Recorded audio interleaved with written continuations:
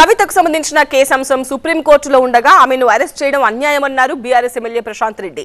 అయితే కవిత విషయంలో చట్టం తన పని తాను చేసుకుపోతుందన్నారు బీజేపీ నేత ఈటెల రాజేందర్. ఈ అంశానికి బీజేపీతో సంబంధం లేదన్నారు కేంద్ర మంత్రి కిషన్ రెడ్డి. మరికొన్ని గంటల్లో ఎన్నికల షెడ్యూల్ విడుదలవుతున్న సమయంలో కవితను అరెస్ట్ చేయడంపై సందేహాలు వ్యక్తం చేశారు తెలంగాణ మంత్రి కోమటిరెడ్డి వెంకటరెడ్డి. ఇది మ్యాచ్ ఫిక్సింగ్ కావచ్చన్నారు.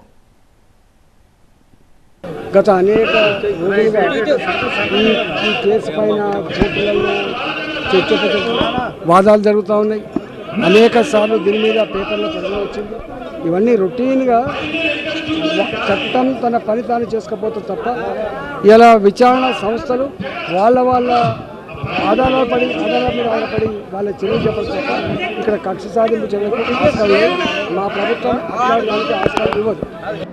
ఏదైతే ఈడీ రేడ్ చేస్తుందో మరి అది ఒక ఎంక్వైరీ చేయడంలో భాగంగా వచ్చింది. మరి ఆ రకంగా ఆమె ఈడీకి రమ్మంటే చాలా రోజులుగా రాకుండా ఆమె అనేక కారణాలు చూపిస్తూ తప్పించుకుంటూ తిరుగుతూ ఉంది. వాస్తవంగా నిర్దోషి అయితే ఈ యొక్క లిక్కర్ స్కామ్లో ఏమాత్రం మరి వారి ప్రమేయం లేకపోతే ఈడీ ముందు కానీ సిబిఐ ముందు కానీ కవిత గారు అటెండ్ అయ్యాల్సిన అవసరం ఉండింది. కానీ ఈరోజు కోర్టుల చుట్టూ కొన్ని రోజులు బయట చుట్టూ నేను మహిళనని చెప్పి ఈరోజు నేరం చేయడంలో మరి ఈరోజు ఏ రకమైనటువంటి వివక్షత కూడదు నేరస్తులపైన. కాబట్టి ఖచ్చితంగా ఆమె నేరం చేయకపోతే ఈ యొక్క ఇన్వెస్టిగేషన్ ఏజెన్సీస్ ముందు చాలా స్పష్టంగా ముందుకు రావాలి, వచ్చి తమ యొక్క నిర్దోషిత్వాన్ని ప్రకటించుకోవాలి.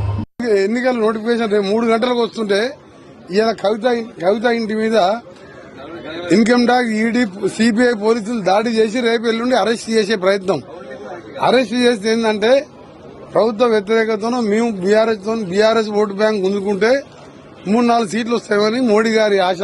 బీజేపీ ఎంపీలు 2 సంవత్సరాల క్రితం మనోజ్ సిసోడియా అరెస్ట్ అయినప్పుడు కవిత త్వరలో జైలుకు పోతుంది అని చెప్పిండు.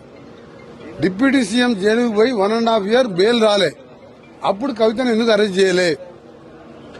అరెస్ట్ చేస్తున్నామని బీజేపీ ఎంపీలు చెప్పిండు.